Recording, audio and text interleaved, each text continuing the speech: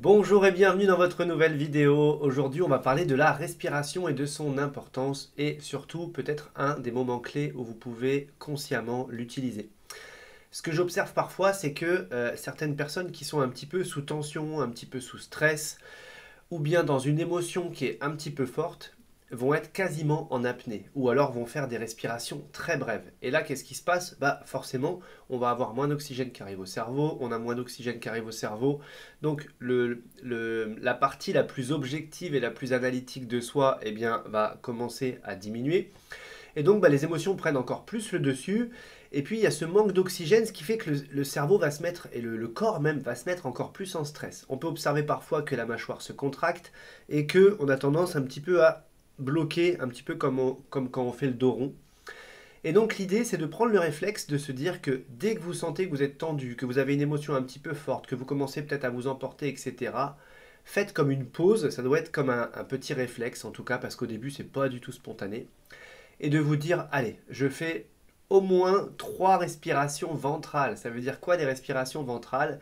C'est les respirations que l'on fait normalement et que si vous regardez les bébés, les nourrissons, eh bien ils respirent avec le ventre et pas avec le haut du corps.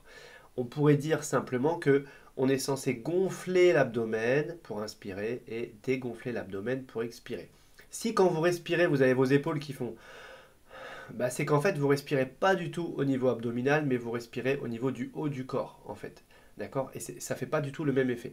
Donc, respiration ventrale, on va faire sortir finalement le ventre et à l'expire, on creuse. D'accord? Eh bien, vous allez juste en faire 3. Je dirais 3 à 5, mais j'aime bien dire vaut mieux faire 3 que rien. Et si vous êtes sur votre lancée, eh bien, allez jusqu'à 5 si vous le sentez. Et vous allez voir que vraiment, ça va faire, il y aura un avant-après qui est assez flagrant d'un seul coup. Vous allez prendre du recul, vous allez reprendre vos esprits et vous allez retrouver de l'objectivité dans ce qui est en train de se passer.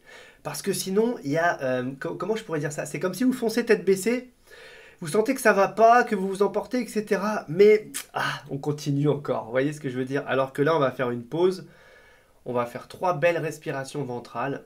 Alors on peut, si on est un petit peu plus puriste, on va inspirer par le nez, expirer par la bouche, mais de toute façon, même si déjà vous faites vos 3 respirations ventrales en inspirant par la bouche, déjà ça va changer les choses. Mais si on veut aller un petit peu plus loin, on va inspirer par le nez. Voilà.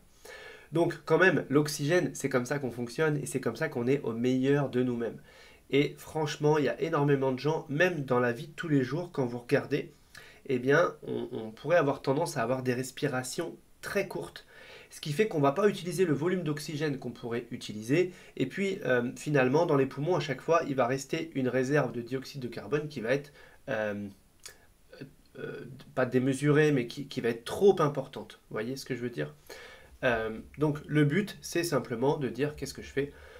Je respire et quand j'expire, je vide. C'est-à-dire que on pourrait même le faire en 2 temps. C'est je gonfle d'abord mon ventre. Ensuite, si je veux aller plus loin, je continue. Et là, je peux avoir les épaules qui bougent. Ensuite, j'ai les épaules qui redescendent. Et je dégonfle en rentrant l'abdomen. Là, on pourrait dire que comme ça, on a un volume maximum. D'accord? Mais si juste vous voulez le faire que avec le ventre, faites-le d'abord que avec le ventre. Mais vous voyez bien qu'il y a il y a des petits niveaux si on veut à chaque fois aller plus loin. Mais comme parfois, si on donne trop de détails et qu'on en demande trop, le cerveau il se décourage et il ne le fait pas.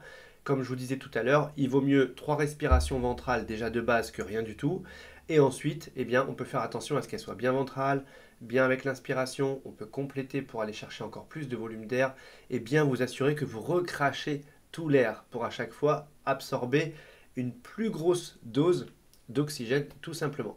Donc voilà pour cette petite vidéo, simplement respirez, respirez, respirez et vous allez voir la différence que ça fait. Puis alors si en plus vous allez à l'extérieur, que vous prenez un bon air frais, eh bien ça va être encore mieux.